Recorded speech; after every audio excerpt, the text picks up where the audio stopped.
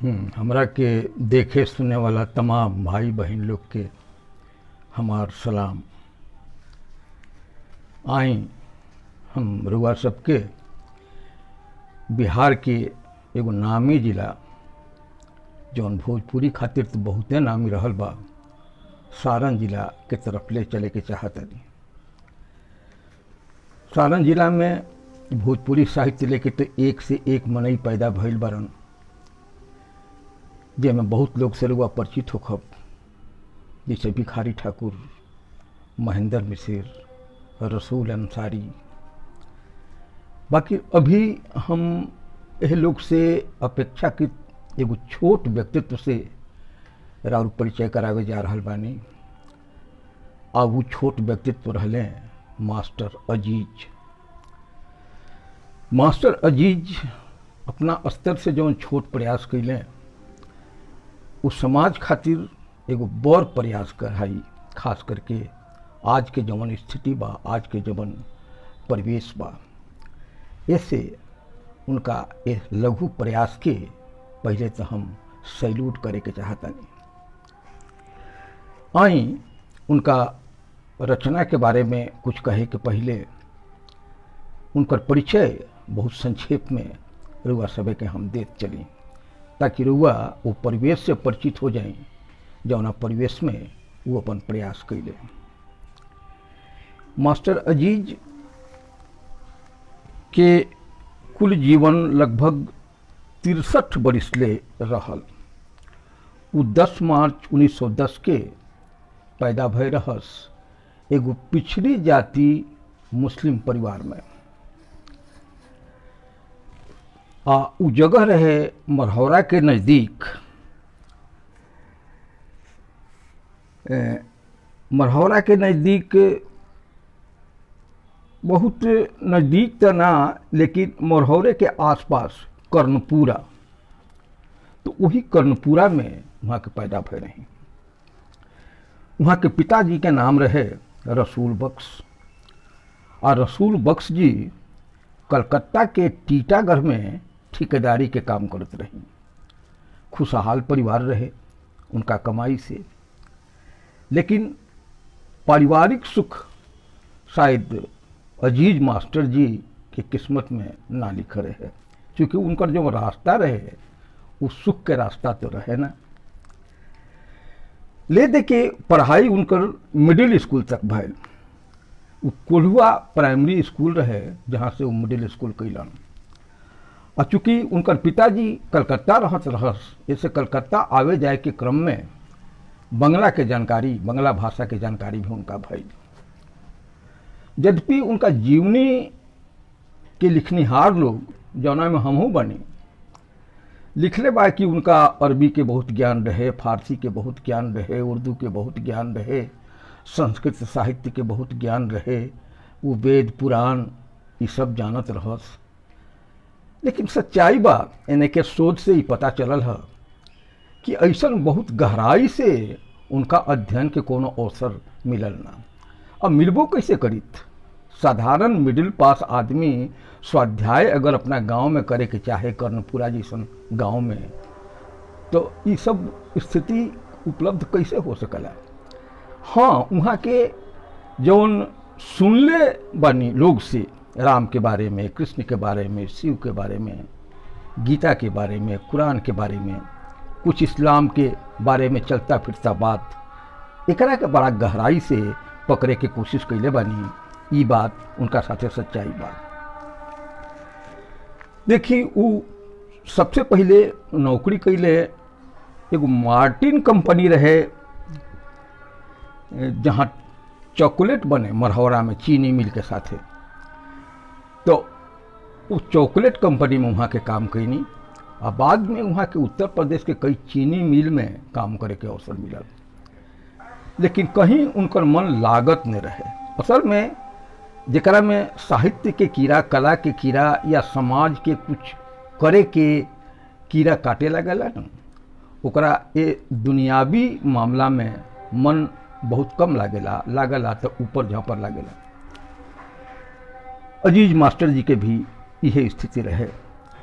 आ नतीजा ये भइल कि वहाँ के ये सब नौकरी छोड़त छाड़त गांव में आ गई। आ गांव में पहले तो राजमिस्त्री के काम कैनी कुछ दिन, ओकरा बाद ठिका पर लोग के मकान बनवावत चलनी। तो दिन में तो पेट खातिर तो कुछ अधावत कर ही के रहे, तो दिन में तो यहाँ के काम करी कराई, लेकिन रात में लोग के साथे बैठ के ढोल मजीरा के साथे कीर्तन गावे के काम वहाँ के जारी रहल। इहे आगे चल के समाज सेवा के मुख्य माध्यम बनल कीर्तन। यही से अगर कोनो एक कोटि में रखे के कोशिश कल जाए अजीज मास्टर के, तो कहल जा सकेला कि वहाँ के अजीज मास्टर कीर्तनिया रही, कीर्तनकार नहीं। देखिए जे 13 लोग के वो अपना कीर्तन में शामिल कैले, एगो मंडली बनौले। वो 13 लोग में अगर वह नाम देखब, एन नाम भी कुछ पता चलल बा, तो उमें राजपूत लोग भी रहे, जरा के सवर्ण जाति के कह सकीले रुआ। उनमें एक दूगो मुस्लिम लोग भी रहे, तो इस्लाम से जुड़ल लोग के कहल जा सकेला। आ कुछ लोग दलित वर्ग से वो कीर्तन मंडली में शामिल रहे। तो इस तरह से उनका कीर्तन मंडली जो रहे वो बिल्कुल सेकुलर रहे, ऐसा न रहे कि कोनो जाति विशेष के लेके बनावल गए रहे, बल्कि पूरा समाज के बनावट देखते हुए बनावल गए रहे। ओह में वो रात में यह कीर्तन होखे, ओकर अभ्यास होखे, आ बाद में कीर्तन के वहाँ के व्यवसाय बना के जगह जगह कीर्तन करे लगनी। आ कीर्तन के माध्यम से वहाँ की कई गो बात कैनी, जौना के चर्चा हम आगे करब।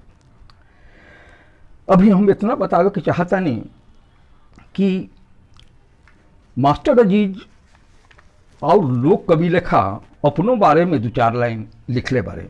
जैसे वो लिखले बारन कि मास्टर अजीज के अर्जी इहबा कृपा निधान, जिला छपरा, थाना मरहौरा, खास कर्णपुरा मकान, महल अटारी कौन काम के, मास्टर अजीज गुलाम राम के।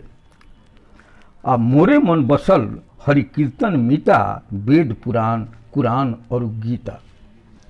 अपना बारे में वहाँ के ये परिचय दिले बानी। 15 मई 1973 के 8:05 सुबह में अपना गांव में कैंसर से वहाँ के मृत्यु हो गए। वहाँ के एगो पुत्र अभी भी जीवित बानी, वहाँ के सीपीआई से संबंधित बानी, भारतीय कम्युनिस्ट पार्टी से, बिहार सरकार से, बिहार संगठन से जुड़ल बानी। तो इस तरह से संक्षेप में वहाँ के जीवन बात। एगो और बात अगर ना कहब तो उनका परिचय अधूरा कहल जाए कि उनका मृत्यु के बाद उनका अंतिम संस्कार लेके विवाद पैदा हो गए। काहे कि जीवन काल में मुस्लिम लोग अपना जात से उनका के बहिष्कृत कर दिले रहे, हुक्का पानी बंद कर दिले रहे, जात में से छाट दिले रहे। तो ऐसे अब लाश के अंतिम संस्कार हुई, ये हिंदू लोग चाहे कि ओकरा के जला देवल जाए, काहे कि वहाँ के तो मुसलमान अब रहनी ना। लेकिन अब मुस्लिम इस्लाम में एगो इहो प्रावधान बा कि एक बार रुआ मुसलमान हो जाए, कलमा पढ़ ले, तो आखिर तक रुआ मुसलमाने रहब। तो मुसलमान लोग फिर डटल कि ना, इनकर अंतिम संस्कार मुस्लिम विधि से हुई, यानी उनका के सुपुर्द खाक कल जाई। ई लेके विवाद भइल। अगर ई विवाद के रुआ थोड़ा सा ध्यान दे तो पता चली कि कबीर के मृत्यु के साथे जिसे विवाद भय रहे, करीब करीब वैसने विवाद भइल। आखिर में उनकर पत्नी बतौली कि वहाँ के इच्छा रहे कि हमरा के दफना देवल जाए अपने खेत में, अपने जमीन में। यही से गांव के बीच उनका जमीन में उनका के दफना दिया। बाद में कहल जाला कि उनकर पुतला बना के हिंदू लोग भी अंतिम संस्कार कैलक। एह से वो अजीज मास्टर हिंदू और मुसलमान दोनों के प्रतिनिधि, साहित्यकार, प्रतिनिधि कवि और प्रतिनिधि सेवक मानल गई। 1940 के आसपास वो कीर्तन मंडली बनौले रहस। उनकर 2000 के आसपास गीत रचना ये घड़ी उपलब्ध बाटे, लेकिन पावल जाला, लेकिन अभी उपलब्ध 150 के आसपास से बा। उनका पर 2-3 को किताब तो लिखाइल बा, लेकिन अभी भी गहराई से उनका पर काम करे के जरूरत बा। आई अब परिचय के बाद थोड़ा सा हम रुआ के विस्तार में ले जाएं।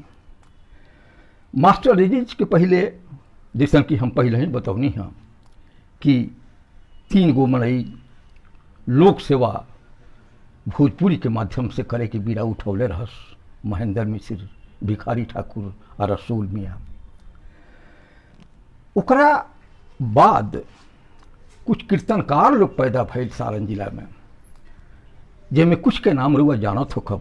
वशिष्ठ नारायण दिघवारा में रहस, फूलेना सिंह जलालपुर के रहस, ज्ञानी पांडे सरैया के रहस, बेचू मियाँ सलेमपुर के रहस, फतिंगन दास बलिया में पैदा भय रहस, फागू दुबे, वीरेंद्र सिंह, दीनानाथ पांडे, ये लोग चांद परसा के रहे लोग। तो ये लोग कीर्तन के काम पहले से करत रहे। ऐसे मास्टर अजीज भी जब कीर्तन के सहारा लेलन तो ई कोनो नया विधा, ई कोनो नया रास्ता उनका खातिर ना रहे, वो आगे बढ़लन। अब हम अगर रुआ के थोड़ा और विस्तार में ले जाएं तो शायद यहाँ के काम के महत्व रुआ ज़्यादा व्यापक बुझाई। देखिए, हम हिंदी साहित्य के विद्यार्थी रहल बने और हिंदी साहित्य में जागरण काल लेके कुछ विवाद बा। कुछ लोग मानला कि 1857 में जवन पहिलका भारतीय स्वतंत्रता के लड़ाई भारतीय लड़लन, ओकरा बाद जवन साहित्य आयल प्रकाश में, वो पहिलका जागरण काल रहे। अब कुछ लोग जौना में ज़्यादा लोग बा कहला कि ना, भारतेंदु हरिश्चंद्र जकरा से आधुनिक काल हिंदी साहित्य में शुरू होला, ओकरे के हिंदी साहित्य में जागरण काल माने के चाहिए। लेकिन यह दोनों से कुछ और पीछे जाए तो पता चली, एगो संक्षेप में इतिहास रुआ अपना सामने रखी तो पता चली कि आर्य लोग जब यहाँ भारत में रहे लागल, आर्यावर्त में, तो वेद के रचना भइल। ओकरा के ओ काल के वैदिक काल कहल गए और उ काल चलत रहल। निश्चित रूप से ओमें ब्राह्मणवाद के नियम कानून चले, आर्य रहस, अनार्य रहस, फिर वर्ग विभाजन रहे, कई तरह के जाति रहे, सबके काम के बंटवारा रहे, वर्ण व्यवस्था रहे ओ घड़ी। बाद में इसमें एगो क्रांति भइल। हालांकि क्रांति थोड़के देर ला भइल, लेकिन भइल। ई काल रहे बुद्ध देव के काल, जे घड़ी तथागत बुद्ध पैदा भय रहस। उसमें महावीर जैन के काल रहे आ वही घड़ी आर्यभट्ट भी पैदा भय रहस आ अशोक तकले ई काल चलल। ई ऐसन काल रहल कि इसमें पहला के वैदिक संस्कृति जौन रहे तौना के बदल दियाल आ जौन ये लोग संस्कृति कायम कैलक, जौन ये लोग विचारधारा स्थापित कैलक, वो विचारधारा बिल्कुल वैदिक काल के संस्कृति से विपरीत भौतिकवादी विचारधारा रहे। जैसे रुआ बौद्ध धर्म के देखी तो बौद्ध धर्म में कोनो ऐसन संस्कृति नहीं के जौन वैदिक संस्कृति रहे, वैसे ही जैन धर्म की स्थिति बा। वही घड़ी रुआ चारवाक पैदा भय रहस। चारवाक के तो साफ साफ कह नाम रहे कि जावेद जीवेद सुखम जीवेद ऋणम कृत्वा घृतम पिबेद। जब तक जियो सुख से जियो और कर्ज मिले तब कर्ज लेके भी घी पियो, क्योंकि यही संसार असल संसार है। इस संसार के बाद कोई संसार नहीं होता। तो ये चारवाक के कह नाम रहे। तो ये भौतिकवादी में भाषा तक बदल गए रहे। रुआ अखियान करब कि संस्कृत भाषा के वर्चस्व समाप्त हो गई रहे और घड़ी लोक भाषा हावी हो गए रहे और वह सब लोग के भाषा रहे, वह राजा के भाषा रहे, वह प्रजा के भाषा रहे और वो भाषा रहे अपभ्रंश, वो भाषा रहे विशेष रूप से पाली भाषा, जौना में अशोक अपन उपदेश कैलन और लोग वही में बोले चाले, वही में अपन विचार पट करें। लेकिन ये बहुत दिन तक ना रहल। जल्दिए फिर ब्राह्मणवाद विजयी भैल और ब्राह्मणवाद जब विजयी भैल तो और पहले से ज़्यादा नियम कानून बनावल गई और कुछ ऐसा ऐसा कड़ा पोथी लिखल गई ताकि ब्राह्मणवाद अब फिर से परास्त मत होखो। आ ये कार्य रहे जब 3री शताब्दी में कहल जाला कि भरत मुनि के नाट्य शास्त्र आयल। ये कार्य रहे जब गीता लिखाइल और गीता के महाभारत से जोड़ दियाइल। ये काल रहे जब मनुस्मृति लिखायल। और मनुस्मृति एक तरह से कहल जाला कि हिंदू धर्म के वो एगो संविधान है। तो ये सब कड़ा कानून यही घड़ी लिखायल। लेकिन जौन धारा परास्त हो गई या दब गई, तौन धारा एकदम समाप्त ना हो गई, बल्कि अंदर अंदर सरस्वती नदी लेखा वो बहत रहल। आ ये आगे चल के हिंदी साहित्य में नाथ संप्रदाय, सिद्ध संप्रदाय, और फिर आगे चल के भक्ति काल जौना के स्वर्ण युग कहल जाला, इस रूप में आगे उभरल। रुआ ध्यान देव तो पता चली कि वो काल में भी लोक भाषा साहित्य के भाषा रहे। तुलसीदास संस्कृत के पंडित रहस, लेकिन रामचरितमानस उनका अवधि में लिखे के पड़ल। वही तरह कबीरदास की भाषा भोजपुरी रहे, वही तरह जायसी की भाषा अवधि रहे, वही तरह ब्रज भाषा में लिखे के पड़ल सूरदास के। मीराबाई ये अकेले कवयित्री रहस, वो मारवाड़ी भाषा में लिखली।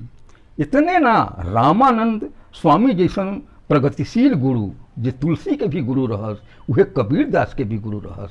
और मीरा के अपना गुरु बनावेला पड़ल रैदास जैसन दलित वर्ग के लोग, दलित वर्ग से आयल आदमी के। तो इस तरह से ये सब बनल आ ये चलते रहल। वही घड़ी अपना धर्म के प्रचार खातिर, अपन विचार के प्रचार खातिर लोग एक छोट छोट समाज बना के, छोट छोट मंडली बना के लोग के बीच जाए और अपन बात कहे, प्रचार करे, प्रवचन करे, कुछ गीत में, कुछ गौनई में, कुछ राग रागनी में अपन बात कहे। कबीरदास के मंडली में खंजड़ी एगो ऐसा बाजा रहे जौन बजा बजा के कबीरदास के अनुयायी लोग कबीरदास के बात लोग तक पहुँचावे। वैसे ही नाथ संप्रदाय में जोगी भय रहस जे सारंगी लेके दुआरे दुआरे घूमस, गाँवे गाँवे घूमस, आ नाथ संप्रदाय के बात सारंगी बजा बजा के बतावस। यही क्रम में एगो भक्ति के या ये कही कि समाज सेवा के एगो पंथ रहे जौन आदमी से जुड़े के कोशिश करे, आम आदमी से जुड़ के अपन बात बतावे के कोशिश करे, उनका के प्रभावित करे के कोशिश करे। आ यही पंथ में आगे चल के चैतन्य महाप्रभु बंगाल में भैलन जे गौड़ीय संप्रदाय के माध्यम से वो कीर्तन करे लगलन। माने वो भक्ति में एकदम डूब जास आ इस तरह से कीर्तन करस कि लोग खो जाए, अपने भी खो जास। यात्रा पार्टी कुछ ऐसा ने वो नाट्य कला रहे वो घड़ी। तो इस तरह से भक्ति के अनेक रास्ता में एगो रास्ता कीर्तन भी रहे। आ कीर्तन ना खाली भक्ति के रास्ता रहे, बल्कि ये समाज सेवा के रास्ता रहे, ये समाज सुधार के रास्ता रहे, ये अपन बात आम लोग तक पहुँचावे के रास्ता रहे। आ ये रास्ता मास्टर अजीज चुन ले रहस। व्यापक आयाम में हम समझावे की कोशिश ऐसे कैनी है कि रुआ उनकर महत्व समझ सकी। अब आई हम उनका रचना पर के तरफ चल जाओ। हमने के इतना समझला के बाद रुआ पता चल गई हुई कि कीर्तनकार मास्टर अजीज काहे कीर्तन के पंथ पकड़ लें, ओकरा पीछे उनको उद्देश्य का रहे। देखी, कीर्तन के माध्यम से मोटा मोटी जौन रास्ता केहू चुने या जे चुने ओकरा ई सोचे के पड़े कि कीर्तन तो हम करब, समाज सुधार कीर्तन के माध्यम से कर सकिले, लेकिन अपना परिवार के का हुई, परिवार के निर्वाह खातिर भी तो कुछ अर्जन करे के पड़ी। तो ऐसे कीर्तनकार लोग एगो मंडली बनावे और मंडली से जुड़ के जहाँ तहाँ अपन कार्यक्रम करे, वो अपने मूल गायन रहे यानी मुख्य गायक रहे और उनका मंडली के लोग साजबाज के साथ उनका साथे रहे। यहाँ तक कि जे देखे सुने वाला लोग आवे ओकरों के कीर्तन में लोग समेट लेवे आ एक तरह से अपन बात लोग से मिल के लोग कहे। अब चूंकि एगो व्यवसाय भी एक के बनौलक लोग भरण पोषण खातिर, ऐसे बहुत जरूरी रहे कि वो घड़ी के जे लोक देवता रहस उनका के एकरा केंद्र बिंदु में रखल जाए। आ साधारण लोग खातिर कुछ देवता बहुत लोकप्रिय रहस। एगो तो राम के कहानी घर घर में सब लोग समझत रहे, सब लोग जानत रहे। रामचरितमानस तुलसीदास के तो उत्तर भारत में पूजल जाला देवता के तरह, तो राम से लोग सब परिचित रहे। सूरदास के कृष्ण से लोग सब परिचित रहे, तो राधा कृष्ण की कहानी भी कीर्तन के विषय बनल, राम कीर्तन के विषय बनावल गईलन। एगो और तीसर देवता जौन लोक देवता रहस उ शिव रहस, तो शिव के भी कीर्तन के विषय बनावल गए, शिव के बारे में भी कीर्तन कल गए। तो ये तीनों देवता के देखब कि ये देवता के संबंध में कीर्तन कैले बारन, कीर्तन लिखले बारन, रचना कैले बारन अजीज मास्टर। तो ई तो भैल भक्ति संबंधी रचना। एकरा अलावे वो सोचलन कि ये भक्ति के बात के अलावे अगर कुछ समाज संबंधी बात कही जाए तो वो आम के आम आ गुठली के दाम होई। तो ऐसे वो में कुछ आज़ादी के लड़ाई के बात जुड़लन। वो घड़ी आज़ादी के लड़ाई चलत रहे तो आज़ादी के लड़ाई के बात इसमें जुड़लन। कुछ समाज सुधार के बात इसमें जुड़लन। तो समाज सुधार, आज़ादी के लड़ाई आ फिर लोक देवतन के से संबंधित भक्ति, फिर हिंदू मुस्लिम जौन वैमनस्य ओकरी फैलल जात रहे, अंग्रेज के ये नीति रहे कि बांटो और राज करो, तो ओकरो में हिंदू मुस्लिम एकता के बात करे की कोशिश कैलन।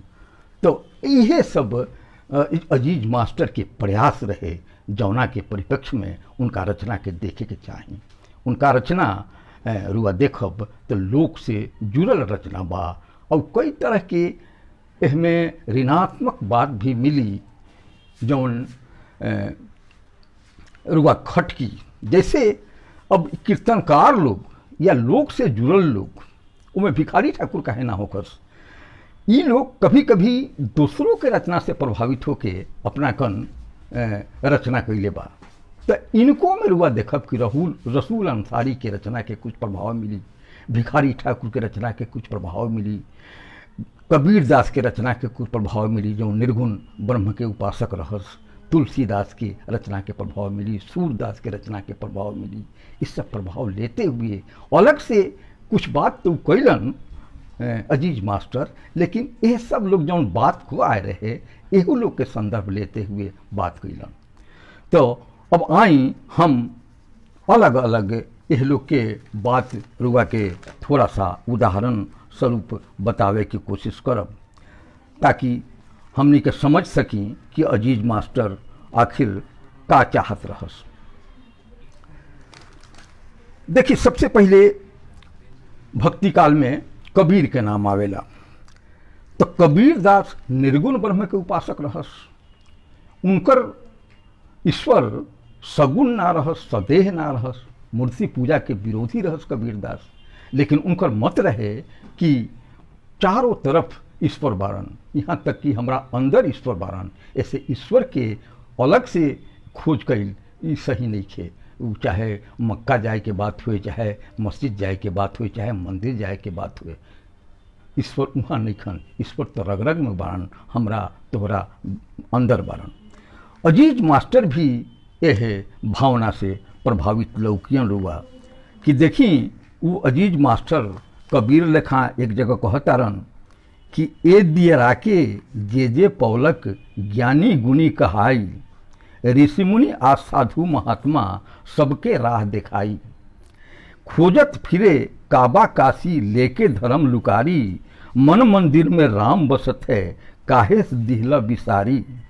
ई दियरा मंदिर में गईले राम कृष्ण मुस्काई, ई दियरा मस्जिद में गईले अल्लाह के नूर दिखाई। या वो एक दूसरा जगह कहतरन कि सुनो तू मिलाद चाहे गाव कीर्तनवा, पढ़ तू वेद चाहे पढ़ तू कुरानवा, कह अल्लाह चाहे कह भगवानवा, कहत अजीज हुआ एके संतनवा। तो ऐसे ये निर्गुण ब्रह्म के बारे में वो कुछ बात कबीर दासन वो कहते। ओकरा बाद देखी कि वो निर्गुण ब्रह्म के कुछ और बात कहलन। जैसे रटत रटत रही पिया के नगरिया, ए नदिया मोड़ी रे, मिले नहीं पियवा हमार। इ निर्गुण गावेला लोग ए बात के गावले आए में निर्गुण ब्रह्म के उपासना एकरा माध्यम से कइल जाला। महल मैल कुचैल भैले गौना के सरिया ए नदिया मुड़ी रे भैले ना गौना हमार। आमहू ना पहले मोरा गौना के खबरिया ए नदिया मुड़ी रे पिया लैले डोलिया कहार। अब रुआ देखब कि ई रचना एक के साथे कबीर से प्रभावित अब मेल खात लो की ऐसा रचना महेंद्र मिश्र कन भी रुआ मिली। अब निर्गुण ब्रह्म के बात हम छोड़ के आगे बढ़ता नहीं, क्योंकि हमने के पास समय धीरे धीरे सरकल जाता, कम पड़ल जाता। आई राम भक्ति संबंधी कुछ उनका रचना देखल जाओ। राम भक्ति तो निश्चित रूप से राम भक्ति के जब भी रुआ चर्चा करब तुलसी के नाम अइबे करी, रामचरितमानस के नाम अइबे करी, राम के जीवन जौन तुलसी गढ़ले बारन उहे हमने के सामने आ जाई। तो अजीज मास्टर भी ऐसे विलग नहीं खन, बल्कि यह सब कुछ उनको रचना में पावल जाला। जैसे अब देखिए कि राम अभी बच्चा बारन, तो बच्चा बारन तो मतारी उनका के खिलावता। वो घड़ी के एक वर्णन अजीज मास्टर की रचना में सुनी कि मचिया बैठल रानी कोशिला बालक मुख निरखेली हो, ए ललना मोरे बाबू प्राण के आधार नैना बीचे राखब है। पनवा ऐसन बारन पातर सुपरिया ऐसन ढुलमुल है, हे ललना फुलवा ऐसन सुकुमार चंदनवा ऐसन गम के लन है। अब देखिए मतारी अपना बेटा के कौना कौना चीज़ से उपमा नहीं खे देत, एहमें रुआ ध्यान दे ले खूब। माने पातर पान से उपमा, सुपरिया ऐसन ढुलमुल ऐसे उपमा, फुलवा ऐसन सुकुमार ऐसे उतना, आ महक चंदन लेखा ऐसे उपमा। अब देखिए कि मान ली कल्पना करी कि राम जी के ब्याह होता, बारात आई, तो बारात आई तो हमने के बारात में औरत लोग के एगो प्रसिद्ध गीत होला गारी देवल। तो गारी मास्टर अजीज के रचना में कैसे सखी लोग देता, उन्हें हमरा और ध्यान खींचे के चाहता नहीं। देखी राम के कथा रुआ सामने रखी। सखिया सलेहर सब कैली तैयारी, चुन चुन के देहब दुल्हा तोहरा के गारी। खीर खाई माई तोहर बेटा जनमौली, किया बाप तोहर बारन अनारी। सोची दुगो भैया गोर काहे दुगो करियारी, हमरा शंका होला बड़ा भारी। आइल बराती जैसे भीड़ बेसुमारी, जुटल मेला में जैसे होए भिखारी। समधी के सांस ऐसन फूले जैसे भांति, काई करेलन लोहारी काई करेलन लोहारी। तो ऐसन सब बातें ना केवल एने से गाड़ी होता बल्कि उनहू से गाड़ी होता। मतलब मिथिला के लोगों गाड़ी देता, आयनहू के लोगों ने से उन्हें ला गाड़ी देता। जैसे मिथिला के बेटी सब खेत में उपजे, का जरूरत बा बाप महतारी। अब सोची सीता कैसे पैदा भ रहस, खेत से मिला रहस राजा जनक के, या राम कैसे पैदा भय रहस, यज्ञ भय रहे ओकर प्रसाद से ई चारों भाई पैदा भय रहस। तो ये सब सखी सलेहर गाड़ी बना के गावता कि तोरा बाप मतारी के पता नहीं खे, तू ऐसे पैदा भइल बारो, वैसे पैदा भइल बारन, आदि आदि। राम भक्ति के बाद रुआ आई निश्चित रूप से कृष्ण का ओर हमने के ध्यान जाई। कृष्ण का ओर जैसा ही ध्यान जाई सूरदास याद आ जइहन। और सूरदास के दूगो क्षेत्र में बड़ा महारत हासिल रहे। एगो तो बाल लीला के वर्णन में, और दोसर वियोग मन सखियन के साथी जौन कृष्ण के वियोग रहे उनने। देखी वो बाल लीला के सामने रख के अजीज मास्टर का कहतारन कि अंगनवा खेलत बाल कन्हैया, उठत गिरत रोवत कानत, छोटे छोटे अबहीं बा पैया, चलत ठेहुने धरती पर कबहूँ ससरत सांप के नैया। देख बिलाई धामन लागे, देखी छौकत बिलैया, देख चांद कमलमुख बिहसे, डरत देख परछैया। त अपना परछाई से डरल, बिलाई बनल, सांप लेखा ससरत। ई सब भोजपुरी उपमा लेके कृष्ण के बाल लीला मास्टर अजीज अपना कन कैले बारन कीर्तन में। और देखी कि नटखट बारन जसोदा तोहार बेटवा। सखी लोग जैसे कृष्ण के बदमाशी पर उलाहना देते रहे जसोदा कन, वैसे इनको रचना में उलाहना सखी लोग देता कि नटखट बारन जसोदा तोहार बेटवा। बर्तन धोवत माजत रहली, फोड़ देलन कान्हा हमार मेटवा। या उद्धव जे आए रहल संदेश लेके कि तू कृष्ण के भूल जा और तू लोग निर्गुण ब्रह्म के उपासना कर, कृष्ण अब तोरा ना मिली हन।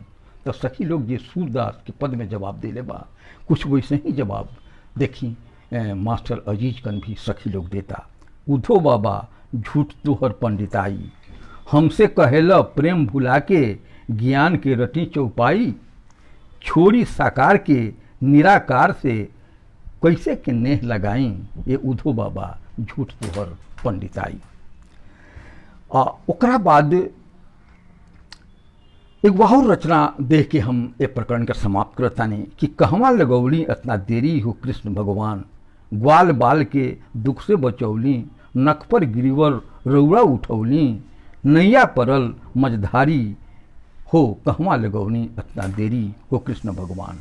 अब एकरा के रुआ द्रौपदी के पुकार मान ली या कोनो दुखियारी के पुकार मान ली। कृष्ण के ये सब कुछ क्षेत्र बा जहाँ सूरदास रचना कैले बारन और लगभग वह सब क्षेत्र अपनौले बारे मास्टर अजीज भी। अब हाँ तीसर देवता जौन हम पहले ही कहनी हैं शिव। शिव भी अपना कन अजीब लोक में शामिल देवता बारन। माने न खाए के ठिकान भांग धतूर खई हैं, ना सूते के ठिकान कहूँ कमर छाल मृगछाला बिछा के सुत नहीं हैं। पहाड़ पर जंगल में सांप बिच्छी के साथ है।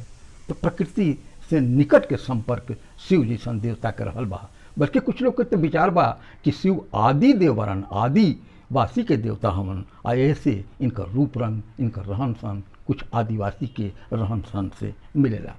चाहे जे होए, शिव पर जे लिखले बारे मास्टर अजीज, वो भी शिव पर लिखे वाला लोग से अलग नहीं खे, या शिव के जो रूप समाज में प्रचलित बा उससे अलग नहीं खे। देखी जब हो शिव जी बिहान चलन, बसहा पर भैलन असवार है। मली मली दहिया में भभूति लगौलन। बताई देह नहा धो के भभूति से केहू ना लगावे, इतर गुलाब लगावेला, पाउडर लगावेला। लेकिन अब शिव के देखी जुड़ल धरती से कि मली मली दहिया में भभूति रमौलन, गर्दन में सरपन के हार है। एगो दूसरा रचना देखी कि शिव जी हमन सबसे बढ़िया, सुने ससुरा में गरिया। खैलन हुतुका के मार कोहबरिया में, बसाह बैल के असबरिया। सांप छोड़े फुफुकरिया, केहू जात नहीं के शिव के पंजरिया में। ई खास कीर्तन स्टाइल में, कीर्तन शैली में लिखल शिव के आराधना बा। अब देवता लोग के छोड़ के आई हमने के राष्ट्र का ओर चल जाओ, देशभक्ति का ओर चल जाओ।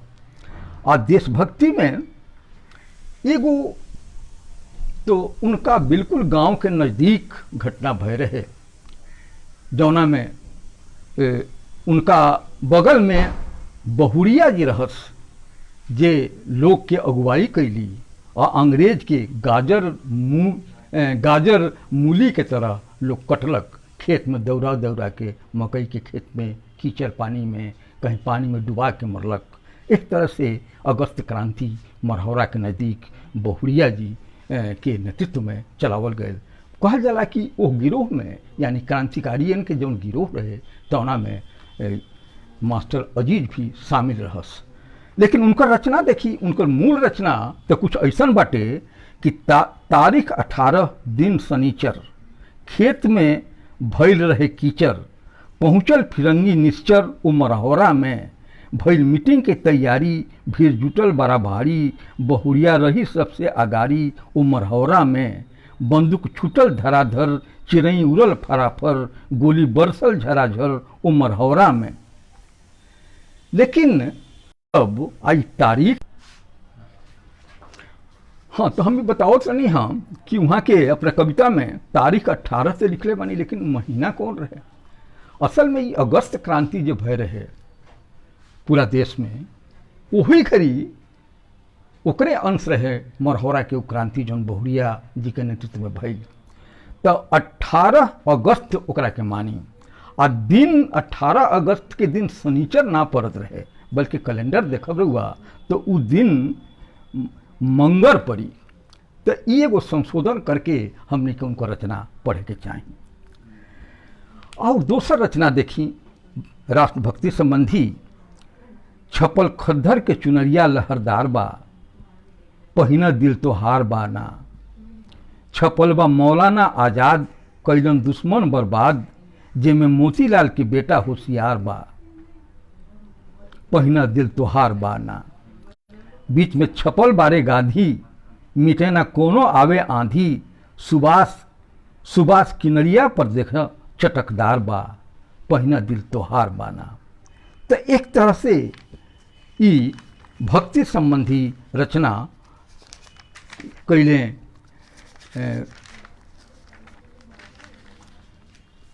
जौन रुआ सबके सामने हम कुछ रखने हम, बल्कि इसमें और अगर जोरब थोड़ा सा पहिलिका रचना में तो कुछ और इस तरह से पढ़ला पड़ी कि आइल दक्षिण में ललकार, मारा गोरन के पछार, गुझल गाधी के जयकार, उमर हौरा में गोली चले धराधर, रोरा बरसे तरातर, केहू फेंक के पत्थर मार उमर हौरा में।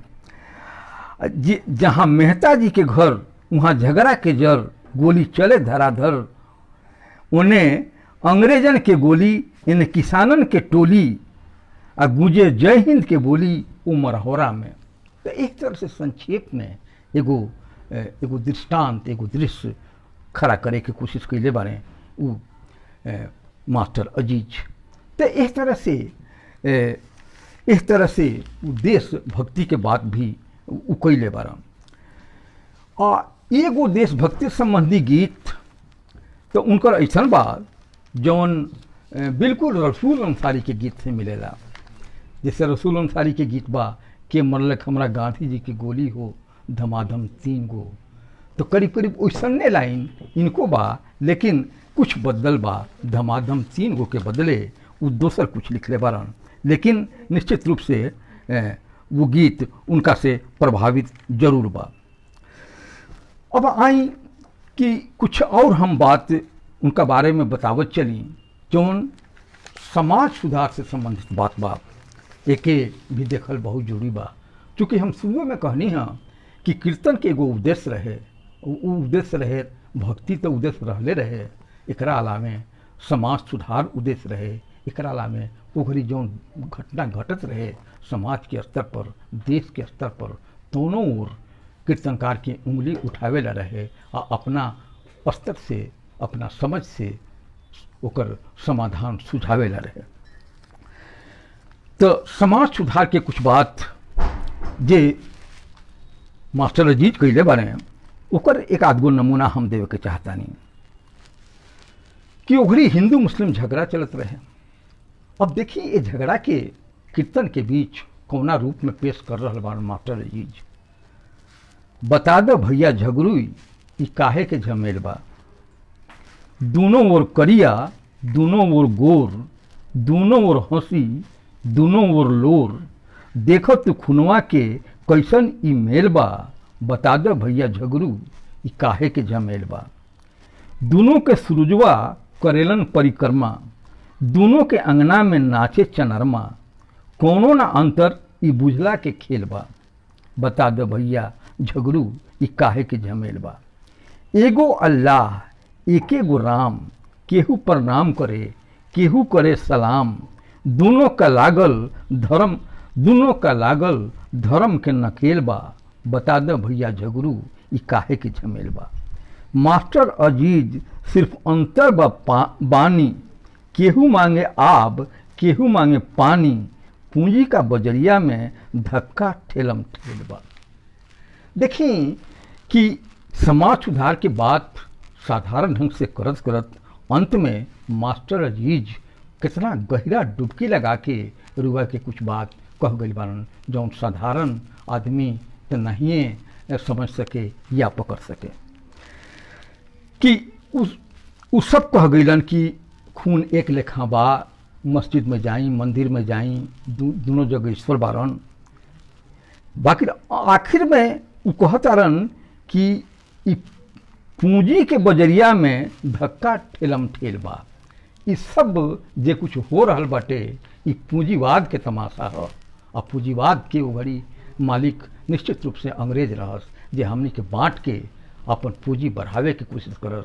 और उपनिवेश भारत की ऐसे बनौले रहस कि यहाँ से माल लूट के ले जाई और अपना कर बेची और ज़्यादा से ज़्यादा नफ़ा कमाई। तो यह गूढ़ बात के अपना साधारण भाषा में मास्टर अजीज कहे के कोशिश कैले बारन। ये हम रुआ सब के बतावे के कोशिश कैली है। कुछ और समाज सुधार बात हमने के उनका बारे में जानी ये बतावल बहुत जरूरी बाटे। कि देखी वो एक जगह कहतारन कि मर्द लोग भुलाइल बाटे चांद पट्टी चूल में, जनाना लोग भुलाइल बाटे आयरिंग कनफूल में, बूढ़ऊ लोग भुलाइल बाटे गजरा के फूल में, और लड़का लोग भुलाइल बाटे बेसिक स्कूल में। अब देखी कि हमने के कैसे अपन असलियत छोड़ के ज़्यादा टीम टाम करे लगिले, बाहरी दिखावा ज़्यादा करे लगिले। आजकल के नई पीढ़ी लगभग अपनों को यह कर रहल बाटे। तो एह पर वो कैसे तीर चलौले बारे मास्टर अजीज कि हमने के ऐसे अलग होके असलियत पकड़े के चाहिए। अब अपना समाज में जमुना समाज से मास्टर अजीज आवत रहस, उसमें एगो अजीब तरह के समझ बा कि कुटनी बुढ़िया अगर चाहे तो संयुक्त परिवार के आसानी से तोड़ दी, समाज में झगड़ा लगा दी। तो एहू पर कलम चलौले बारे। ई बुढ़िया कुटनी उजाड़ कैली टोला, रात भर नींद न आवे भोर जब होला, होत फजीरे बाटे बिसवे के गोला, ये लोग के सभा घुनसरिये में होला, आ घर घर के चर्चा जड़िए से होला। देखी औरत लोग के कहाँ जुटान होला, भूजा भूजे खातिर घुनसारी में, आ वहीं कुटनी बुढ़िया पहुँच जाता। आ घर घर के बाद तोहर पतो हुई से तोहर पतो हुई से कह के अब घर तोड़ देता। संयुक्त परिवार तोड़े के बात भिखारी ठाकुर अपना कन कैले बरन, आ अजीज मास्टर भी उससे प्रभावित बरन। ऐसा ही आपस में परिवार में जौन बाप बेटा से नहीं खन बोलत, या बेटा बाप के कुछ गुदानत नहीं खन, इहू पर ध्यान गइल बाटे अजीज मास्टर के। वो कहतारन कि बबुआ नहीं खन बाबूजी से बोलत ए भैया, केहू नहीं खे केहू से बतियावत ए भैया, सासू जी नहीं खी पतोहिया के भावत ए भैया, भौजो नहीं खी नंदो से बतियावत है भैया। तो एक तरह से वो चाहता रहे कि सब जगह सन्मत रहे, सब जगह मेल से लोग रहे। और देखिए कि अब कुछ वो घड़ी के जौन समझ रहे कि हमने के लजाए के चाहिए, बड़ लोग के सामने आदर करे के चाहिए। तो यह तरफ भी उनका ध्यान गइल बा।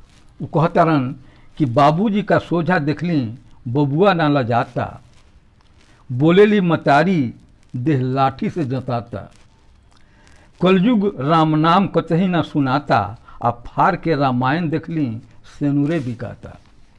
रामायण के पन्ना पर सेनुर के बिकायल ई धर्म के एक तरह से बेइज्जती कैल है। तो समाज में कुछ ऐसा बात होत रहे जौना बोर उनकर ध्यान गइल बा। इस सब मिला जुला के समाज सुधार के बाद एहमे बा। अब कुछ तरफ और हम ध्यान दियावे के चाहब जौन उनका से गलती लेखा भइल बा। जैसे कबीरदास जब अपना कन कहलन कि कांकर पाथर जोड़ी के मस्जिद लई चुनाए, ताचरी मुल्ला बांग दे क्या बहरा हुआ खुदाए।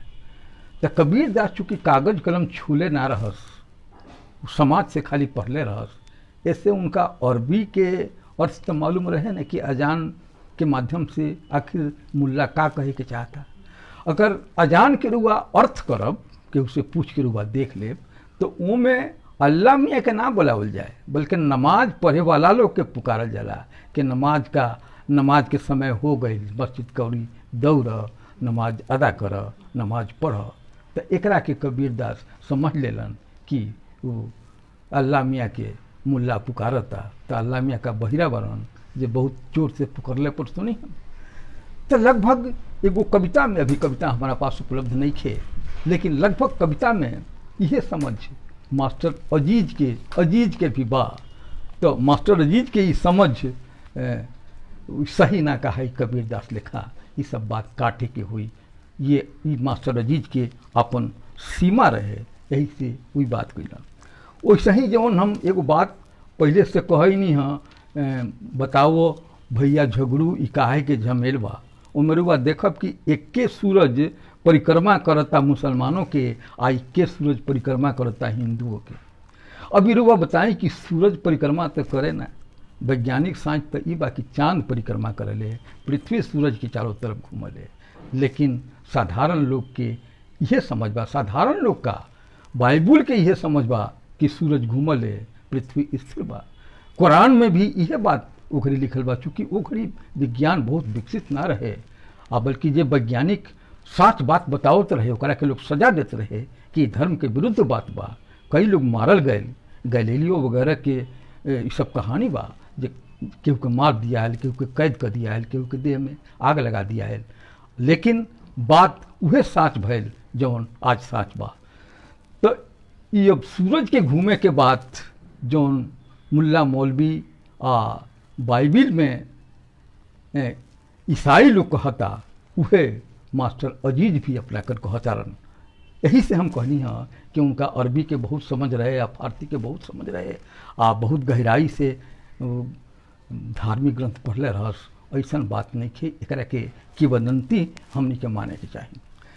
तो यह सब बात के बाद बाकी बात जौन बा तौन सचमुच सच्चाई बात।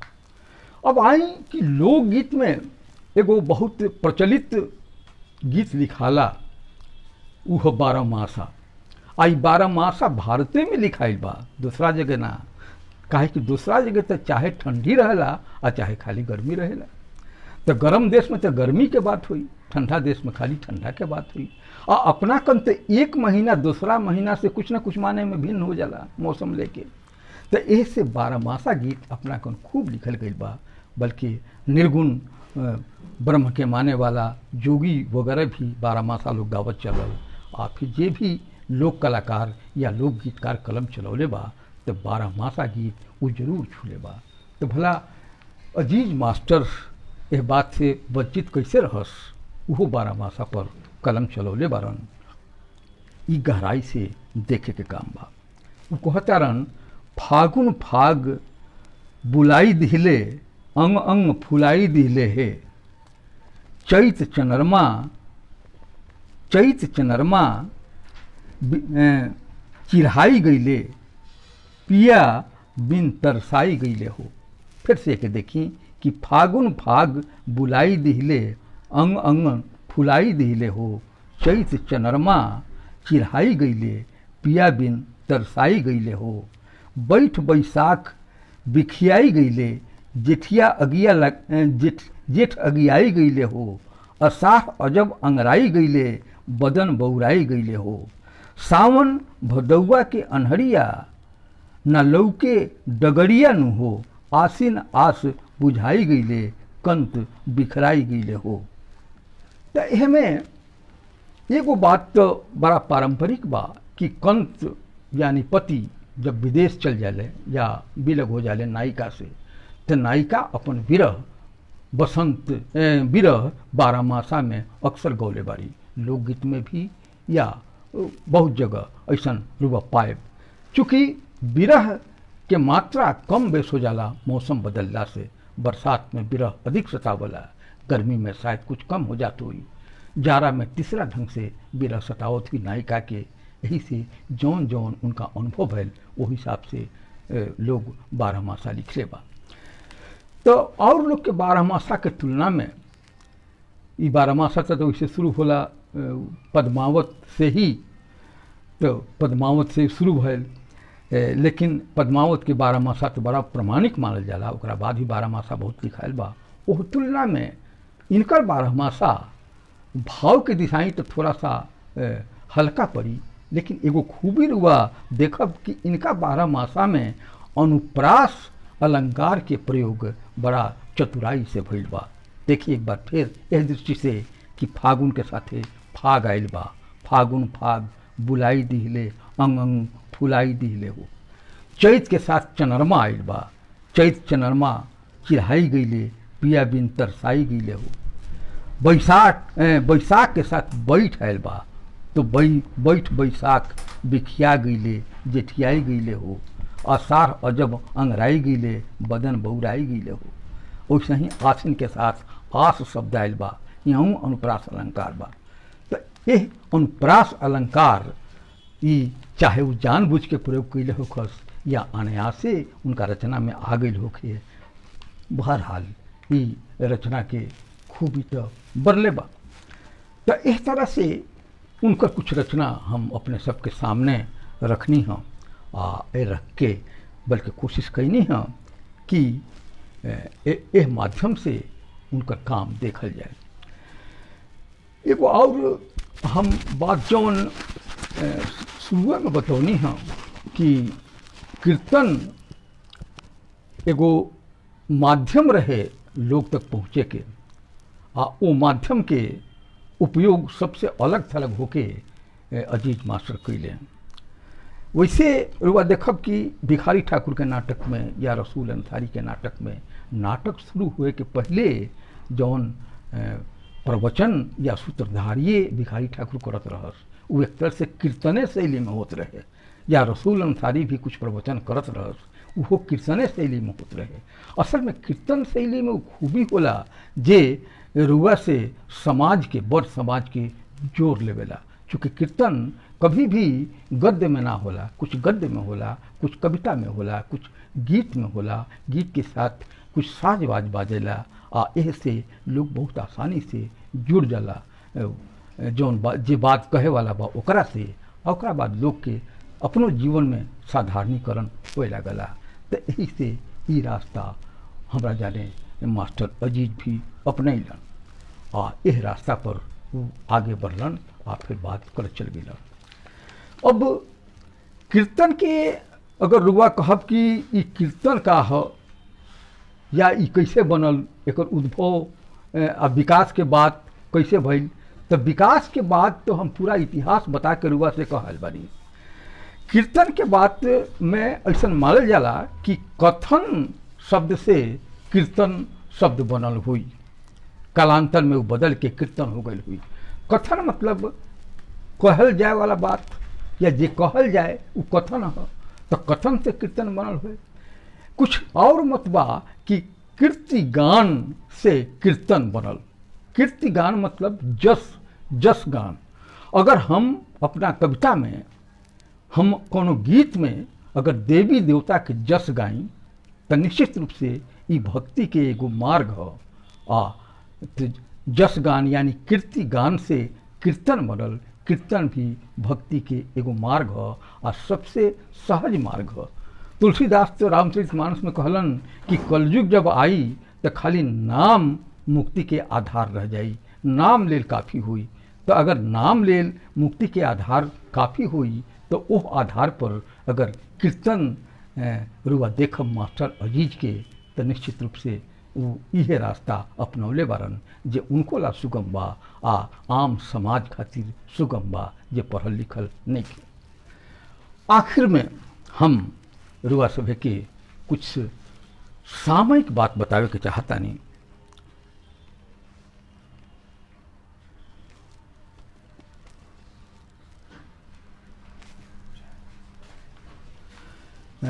आखिर में हम कुछ सामयिक बात रुआ सबके बतावे के चाहता नहीं, उनको कई प्रयास काहे आज ज़्यादा सामयिक का सार्थक हमारा बुझाता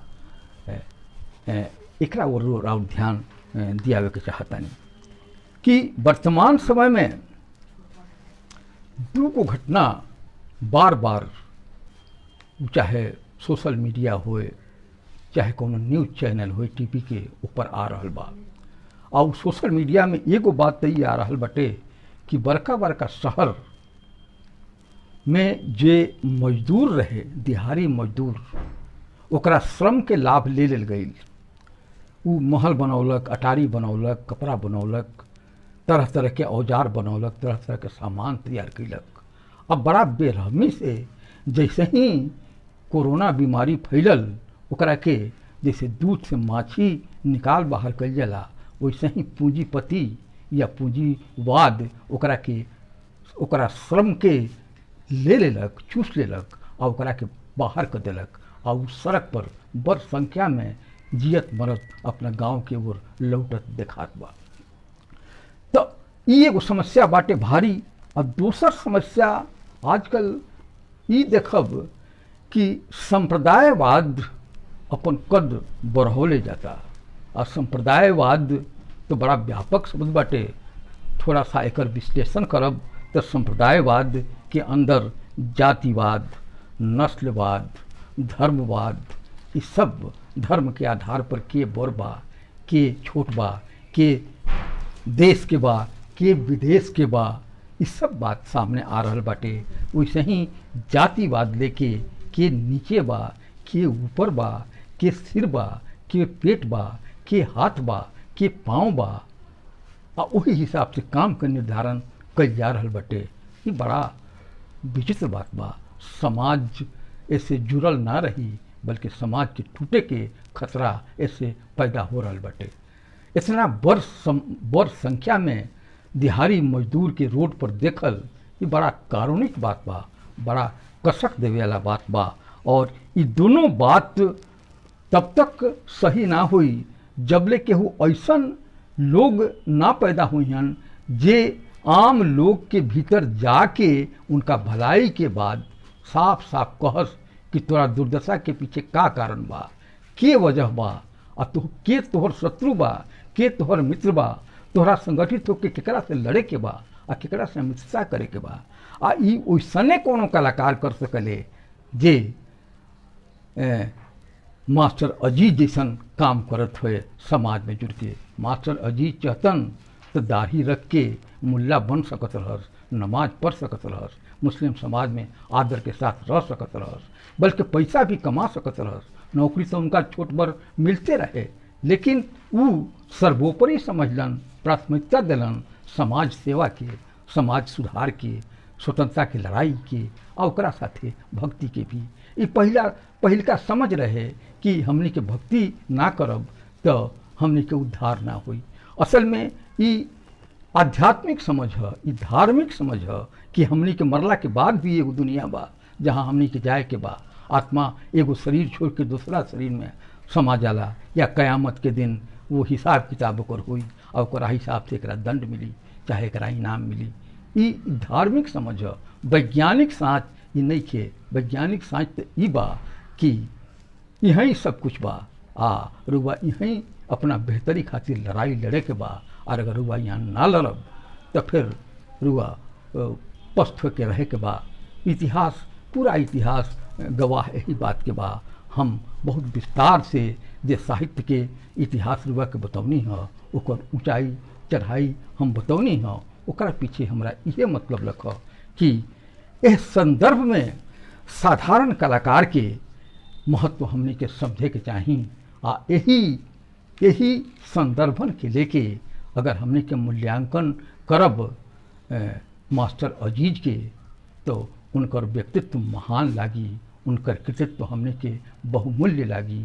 आ हमने के उनको पर खोज कुछ गहराई से करे के चाहिए। जैसन कि हम बतौनी हैं कि अभी 150 के आसे पास उनको रचना मिलल बा। बल्कि रुआ कहब कि हम आत्म प्रशंसा करता नहीं, प्रशंसा हम नहीं करत, बल्कि चौथा या 5वां अखिल भारतीय भोजपुरी साहित्य सम्मेलन जब अमनौर में भय रहे तो अमनौर चूँकि उनका गांव के नज़दीक के जगह बटे, वहाँ एगो पत्रिका निकल रहे याद। वो स्मारिका में उनका पर पहिलका लेख हम ही लिखले रही, भोजपुरी के रसखान मास्टर अजीज।